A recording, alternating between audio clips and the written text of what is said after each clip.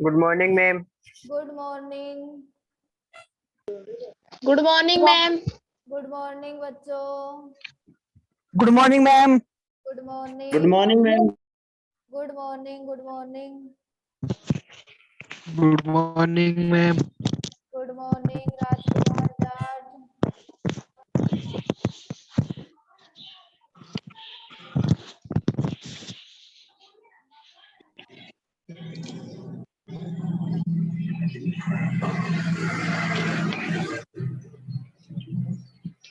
ध्रुव Sharma good morning. कल के notes सभी बच्चों के पास पहुंच गए थे ना? Yes yes ma'am. सभी ने अपनी नोटबुक में कर लिया ना? No ma'am. नो मैम कौन बोला? मैम मैं अभी नहीं करा। कौन है तू? ध्रुव शर्मा। क्यों ध्रुव शर्मा? कहाँ तक कर लिया और कहाँ तक नहीं किया? मैम बच रहे अभी 2-3 दिन के। तो कर दो लेट बेटा, जुड़ा था मैं जो। साथ के साथ किया कर ताकि पढ़ने में कोई दिक्कत नहीं हो। ध्रुव शर्मा वो गुड कितने मॉर्निंग कैसे बन गए मैडम। थे? Good morning. हाँ गुड मॉर्निंग। Good morning. चलो बच्चों, अगर डिस्टर्ब हुई तो कल की तरह वही म्यूट ऑल कर दूंगी मैं। हाँ मैडम। कल की क्लास में आपने प्रकाश विद्युत प्रभाव और उसका एक न्यूमेरिकल सोल्व कर लिया था।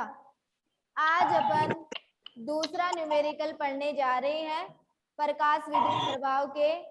तो सभी बच्चे अपनी नोटबुक और पेन लेके बैठेंगे।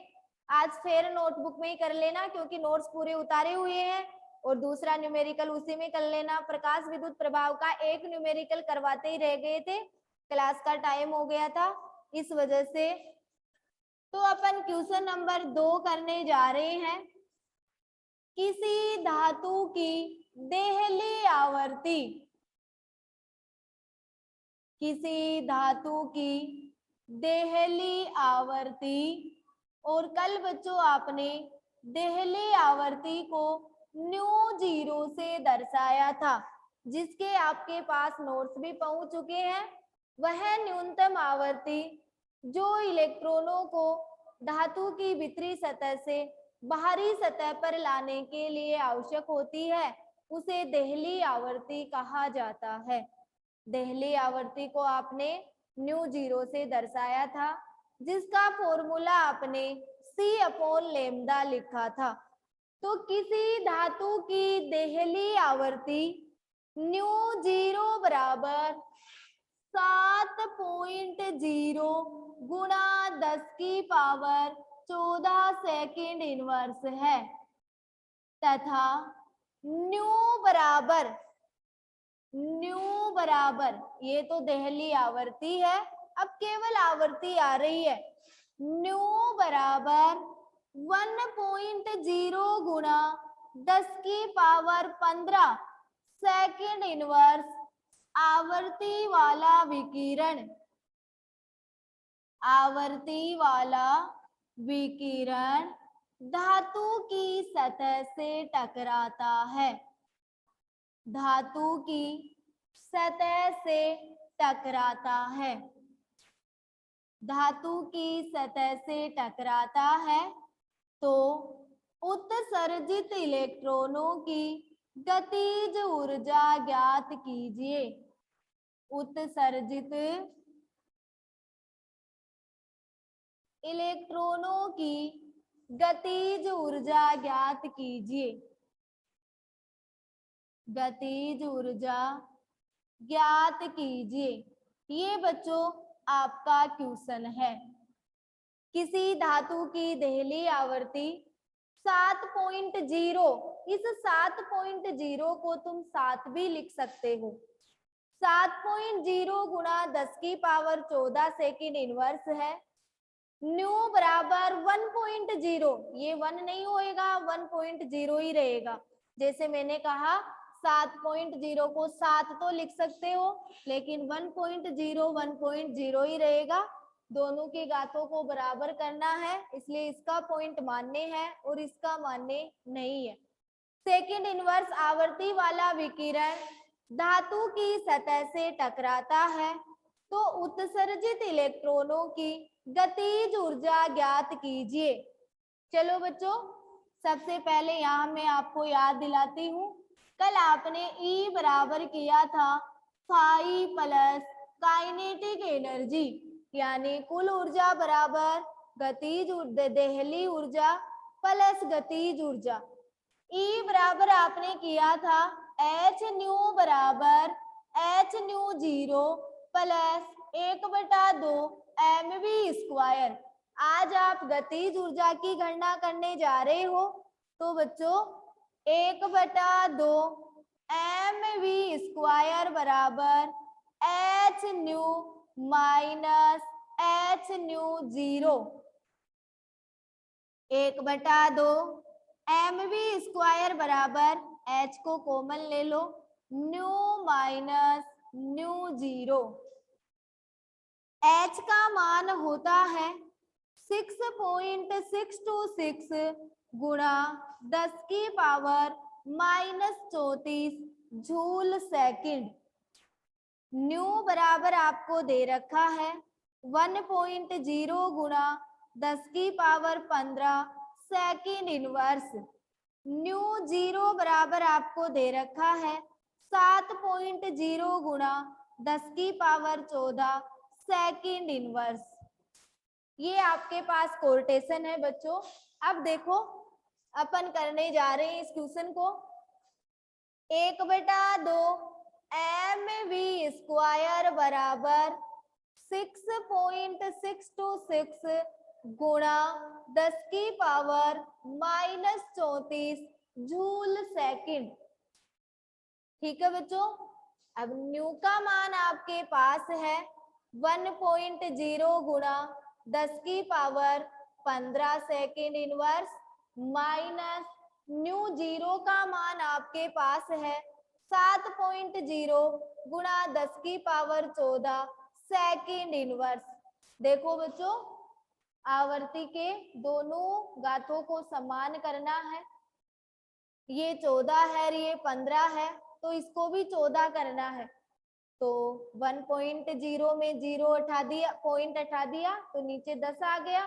10 को ऊपर लेके जाएंगे तो 10⁻14 हो जाएगी। 1/2 mv² बराबर 6.26 गुणा 10⁻⁻34 जूल सेकंड। पॉइंट हटाते ही 10 आ गया, 10 गुणा 10⁻14, पॉइंट हटाया, 10 को ऊपर लेके जाओगे, 15 में से 1 गए तो कितने बच गए? 14 सेकंड इनवर्स माइनस 7.0 गुणा 10⁻14 सेकंड इनवर्स। ये 7 ही है। अब देखो बच्चों, 1/2 mv² बराबर 6.626 गुणा 10⁻⁻34 जूल सेकंड। 10⁻14, 10⁻14 को कॉमन ले लिया, तो 10 में से 7 गए तो कितने बच गए? 3 गुणा 10⁻14 सेकंड इनवर्स। सेकंड इनवर्स से सेकंड कैंसिल, क्या बच गया? जूल बच गया। 6626 को 3 से गुणा करोगे, 18 7 18 18 रेख 19, 3 पॉइंट है आपके पास, 1 2 3, तो 19.878। तो देखो बच्चों, यहाँ पे क्या आ गया? 19.878 गुणा 10⁻⁻34 में 10⁻14 जाएगी तो 10⁻⁻20 जूल बच जाएगी। मैंने कल आपको समझाया था, घातों को बढ़ाने के लिए, घटाने के लिए 10/10 डिवाइडेड करते हैं। तो तुम 10/10 करोगे तो 1.98 गुणा 10⁻⁻19 जूल। देखो 10/10 कर दोगे, एक माइनस हो जाएगी तो 19, ये पॉइंट इधर से इधर लग जाएगा, तो 1.98 गुणा 10⁻⁻19 जूल। ये आपका आंसर सही है, और डिवाइडेड नहीं करना चाहो तो ये भी आपका आंसर ठीक है।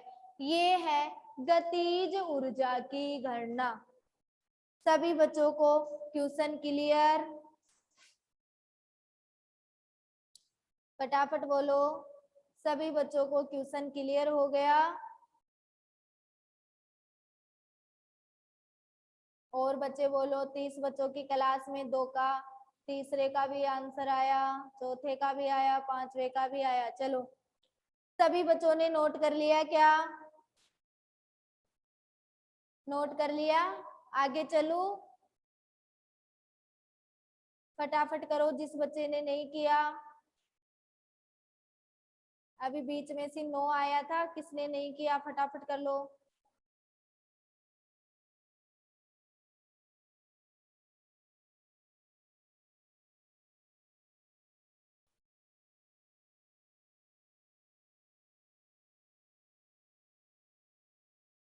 चलो बच्चों, अब अपन आपका प्रकाश विद्युत प्रभाव कंप्लीट हो गया है।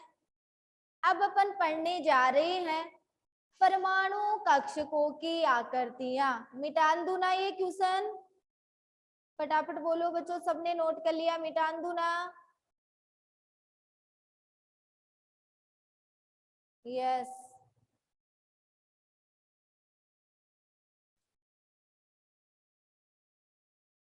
चलो, अब अपन पढ़ने जा रहे हैं परमाणु कक्षकों की आकृतियां। आपका टॉपिक है परमाणु कक्षकों की आकृतियां या परमाणु कक्षकों की संरचना। आकृति को तुम संरचना भी बोल सकते हो, ठीक है? तो देखो बच्चों, आपका टॉपिक है परमाणु कक्षकों की आकृतियां। आकृतियों की जगह तुम संरचना भी लिख सकते हो। परमाणु कक्षकों की आकृतियां। देखो बच्चों, परमाणु कक्षकों, एस कक्षक है, पी कक्षक है, डी कक्षक है। एफ कक्षक की आकृति जटिल होती है, इसलिए अपन एफ कक्षक नहीं पढ़ेंगे, केवल 3 पढ़ेंगे, जो मैंने दिगंशी क्वांटम संख्या में आपको बताया भी है। एस कक्षक की आकृति गोलाकार, पी की डंबलाकार, डी की द्विडंबलाकार और एफ की जटिल आकृति। तो एफ अपन नहीं पढ़ेंगे, केवल 3 कक्षक पढ़ेंगे, एस पी डी, यही आपके सिलेबस में है। इन कक्षकों की आकृतियां पढ़ने से पहले मैं आपको 2 छोटी छोटी परिभाषा बता रही हूँ, क्योंकि वो आकृतियों में आएगी, ताकि आपको पता चल जाए कि ये चीज मैम जो बोल रही है वो होती क्या है। एक होती है नोडल सतह, एक तो नोडल सतह होती है, और एक बच्चों नोडल तल होता है। एक नोडल तल होता है और एक नोडल सतह होती है। नोडल सतह किसे कहते हैं? 2 एस उपकोषों के मध्य का वह स्थान, जैसे ये 1s है और ये 2s है। एस की जगह तुम पी भी ले सकते हो, डी भी ले सकते हो। तो 2 एस उपकोष या 2 पी उपकोष या 2 डी उपकोष के मध्य का वह स्थान जहां इलेक्ट्रॉन पाए जाने की संभावना 0 होती है, उसे नोडल सतह कहा जाता है। 2 एस उपकोषों के मध्य का वह स्थान जहां इलेक्ट्रॉन पाए जाने की संभावना 0 होती है, उसे नोडल सतह कहा जाता है। जैसे मैंने ये 1s बना दिया और ये 2s है, इनके मध्य का यह स्थान है, यही क्या होता है? नोडल सतह होती है। दूसरा होता है नोडल तल, वह तल जहां इलेक्ट्रॉनों का घनत्व 0 होता है। इलेक्ट्रॉनों का घनत्व क्या होता है? 0 होता है। उसे क्या कहा जाता है? नोडल तल कहा जाता है। तो नोडल सतह होती है दो ऐसे उपकोषों के मध्य का वह स्थान जहां इलेक्ट्रॉन पाए जाने की संभावना शून्य होती है, वो तो नोडल सतह होती है। वह तल जहां इलेक्ट्रॉनों का घनत्व शून्य होता है, वह नोडल तल होता है। अब बच्चों अपने टॉपिक पे आ जाओ। अपन पढ़ने जा रहे थे परमाणु कक्षकों की आकृतियां। पहला कक्षक अपन पढ़ने जा रहे हैं एस कक्षक।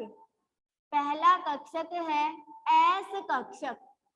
एस कक्षक पढ़ने के बाद में पी पढ़ेंगे, फिर डी पढ़ेंगे।